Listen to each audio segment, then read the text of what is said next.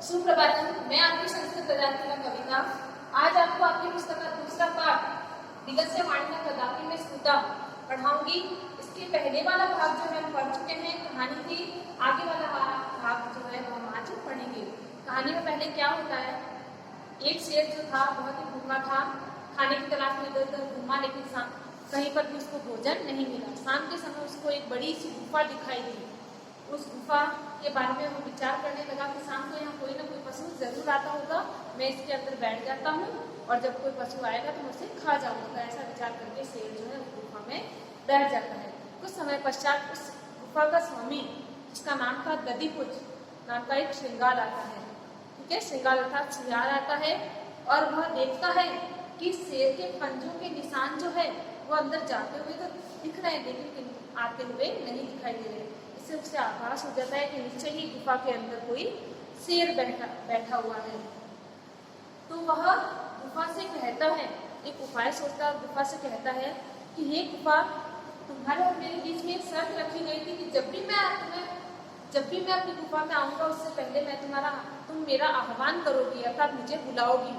यदि तुम ऐसा नहीं करोगी तो मैं दूसरी गुफा में चला जाऊंगा। तो अंदर बैठे शेर ने सोचा कि शायद ये गुफा उसका आह्वान करती होगी, उसे बुलाती होगी। यदि मैं इसका आह्वान करूं, मैं इसे बुलाऊं तो ये अंदर आ जाएगा और मेरा भोजन बन जाएगा।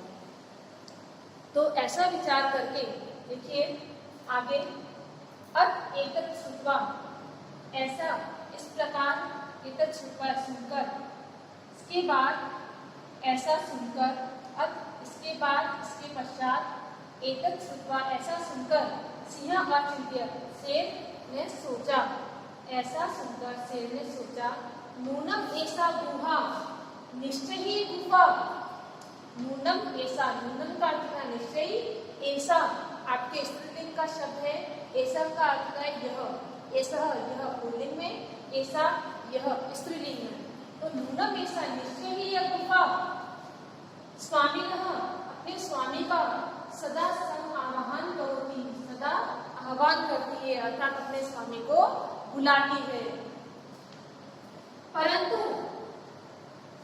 मद भयात न किंचित वदति, लेकिन मद भयात मेरे भय से, न किंचित वदति कुछ भी नहीं बोल रही है।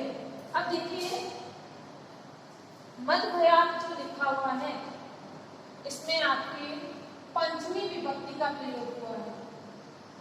ठीक है, पंचमी विभक्ति, भय के योग में पंचमी विभक्ति का प्रयोग होता है। तो यहाँ पंचमी विभक्ति एकवचन का शब्द है, मद भयात मेरे भय से, न किंचित वदति कुछ नहीं बोल रही है। क्या कहा, क्या सोचा शेर ने कि शायद ये गुफा जो है रोज अपने स्वामी का आह्वान करती होगी, स्वामी को पुकारती होगी। आज मैं इसके अंदर बैठा हूँ तो शायद मेरे डर से ये कुछ भी नहीं बोल रही है। अथवा सात्विकम उच्यते, इसलिए ठीक ही कहा है, ऐसा विचार किसने किया, शेर ने। तो ऐसा ठीक कहा है, भय संत्रस्त मनसाः हस्तपादिकाः क्रियाः प्रवर्तन्ते न वाणिज व्यकुतश्चात्मिको भवेत्। क्या कहा कि भय से संतृप्त, भय से डरे हुए मन वालों के, भय से डरे हुए मन वालों के हस्तपादिका, हाथ पांव की क्रियाएं, भय से डरे हुए मन वालों के हाथ पांव की क्रियाएं, च और वाणी आवाज, न प्रवृत्त नहीं होती है। अर्थात जो व्यक्ति डरा हुआ होता है, न तो मुंह से कुछ बोल पाता है और न ही उसके हाथ पांव काम देते हैं। तो क्या कहा, भय से डरे हुए मन वालों के हाथ पांव की क्रियाएं और वाणी प्रवृत्त नहीं होती है। व्यापत्तुश्चात्मिको भवेत्, व्यापृत का अर्थ होता है कंपन, व्यापृत का अर्थ होता है कंपन, कांपना, कंपन करना। व्यापत्तुश्चात्मिको भवेत्, और कांपने लगता है, कंपन करने लगते हैं। हाथ पांव जब काम देना बंद कर देते हैं तो भय के कारण हाथ पांव कंपन करने लगते हैं, कांपने लगते हैं। ठीक है, किसने कहा, शेर ने। शेर ने विचार किया कि शायद गुफा मुझसे डर रही है, इसलिए आज ये कुछ भी नहीं बोल रही है। तो भय से डरे हुए मन वालों के हाथ पांव की क्रियाएं और वाणी प्रवृत्त नहीं होती है और उसके हाथ पांव जो है वो कंपन करने लगते हैं। तद अहम अस्य, तो मैं अब इसका आह्वान करूंगी, आह्वान करता हूँ, अर्थात मैं इसे बुलाता हूँ। गुफा तो मेरे डर से नहीं बोल रही है, तो मैं ही इसको बुलाता हूँ। करोपी में देखिए क्री धातु है, उत्तम पुरुष है और एक वचन का शब्द है। ठीक है, क्री धातु, उत्तम पुरुष, एक वचन, और लकार इसमें है लट लकार। तद अहमस्य आह्वान करूंगी, तो मैं इसका आह्वान करता हूँ, पुकारता हूँ। एवं सह बिले प्रविश्य, इस प्रकार सह बिले, वह बिल में प्रविश्य प्रवेश करेगा, तब मैं भोज्य भविष्यति, जिससे वह बिल में प्रवेश करेगा और मैं मेरा भोजन भविष्यति हो जाएगा या बन जाएगा। मैं उसे पुकारूंगा, वो बिल में प्रवेश करेगा और तब मैं उसे खा लूंगा, तब मेरा भोजन हो जाएगा। इत्यम, इस प्रकार विचार करके, प्रविश्य में देखिए आपकी व्यक्तता है, आगे प्र उपसर्ग है, पीछे यह है। इस विचार्य में भी आपके व्यक्तता है, आगे भी और पीछे यह। इत्यम, ऐसा विचार करके सिंह शेर सहसा श्रृंगार से आह्वान करो, अचानक से श्रृंगार का आह्वान करता है, अर्थात श्रृंगार को पुकारता है। सिंहस्य उच्च गर्जनम, सिंहस्य उच्च गर्जन प्रतिध्वनिना, शेर की ऊंची गर्जन की ध्वनि या आवाज, शेर के ऊंचे गर्जन की, ऊंचे दहाड़ की आवाज से सा गुहा, वह गुफा, उच्चे श्रृंगारः आह्वये, जोर से श्रृंगार का आह्वान करती है। ठीक है, शेर की दहाड़ से वह गुफा में जो है वह श्रृंगार का आह्वान करती है, अर्थात कांपने लगती है। अनेक अन्य अपनी, इससे शेर की दहाड़ से गुफा पे डर जाती है। अनेक अन्य अपनी, और इस प्रकार दूसरे भी, अनेक इस प्रकार, अन्य अपनी दूसरे भी। यहाँ आपके देखिए पूर्व रूप संधि हुई है, पूर्व रूप संधि। ठीक है, अन्य अपनी दूसरे भी पशु भयभीता अभवन, भयभीत हो जाते हैं। अभवन जो है वो आपके लंग लकार, भूतकाल, प्रथम पुरुष, बहुवचन का शब्द है। ठीक है, लंग लकार प्रथम पुरुष बहुवचन का शब्द है। अभवन मूल धातु है इसमें भू, तो इसके इस प्रकार दूसरे पशु भी भयभीत हो जाते हैं।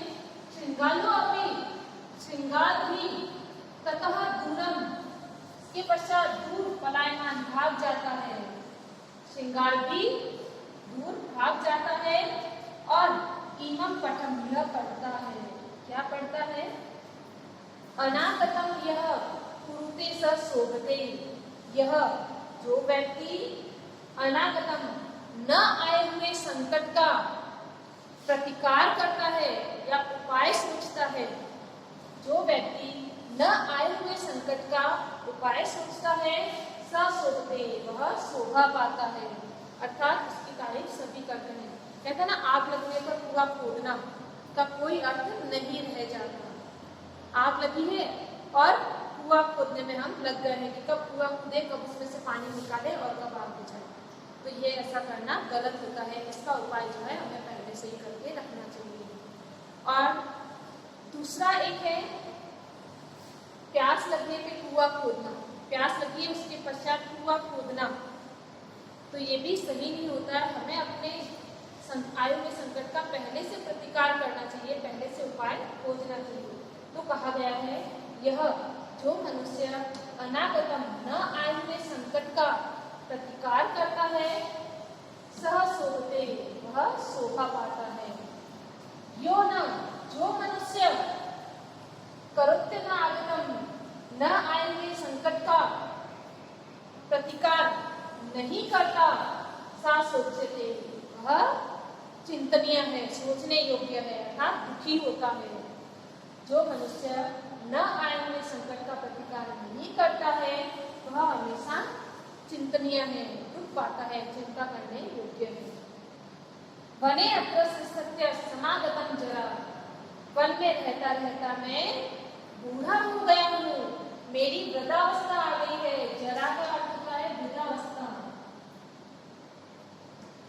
ठीक है, या बुढ़ापा, वृद्धावस्था या बुढ़ापा।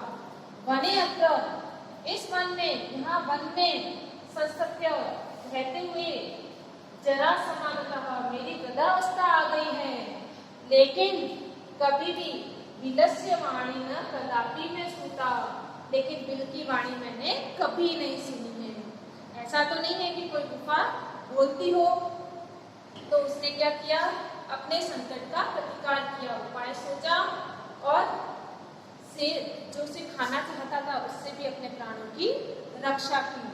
तो ये था आपका दूसरा पार्ट, कहानी थी। आशा करते हो आपको पसंद आई होगी कहानी। तो आप भी हमेशा ध्यान रखें, बिना विचारे कोई कार्य न करें, कार्य का फल जाने कि क्या ये कार्य हम यदि करते हैं तो हमें क्या क्या संकट का सामना करना पड़ेगा, और उस संकट का पहले उपाय हमें खोज लेना चाहिए। तो देखिए क्लास, ये पार्ट जो है वो आप टाइम रीड करेंगे, 2 बार पढ़ेंगे, इसके बाद में आपको इसका हिंदी अनुवाद करवाऊंगी जो आपको अपनी उत्तर पुस्तिका में करना है। लेकिन पाठ आपको संस्कृत में नहीं उतारना है, संस्कृत में आपको ये पाठ नहीं उतारना है, आपको सिर्फ पाठ का नाम लिखना है, हेडिंग लगानी है हिंदी अनुवाद, और इस पाठ का हिंदी अनुवाद लिखना है। ठीक है, धन्यवाद।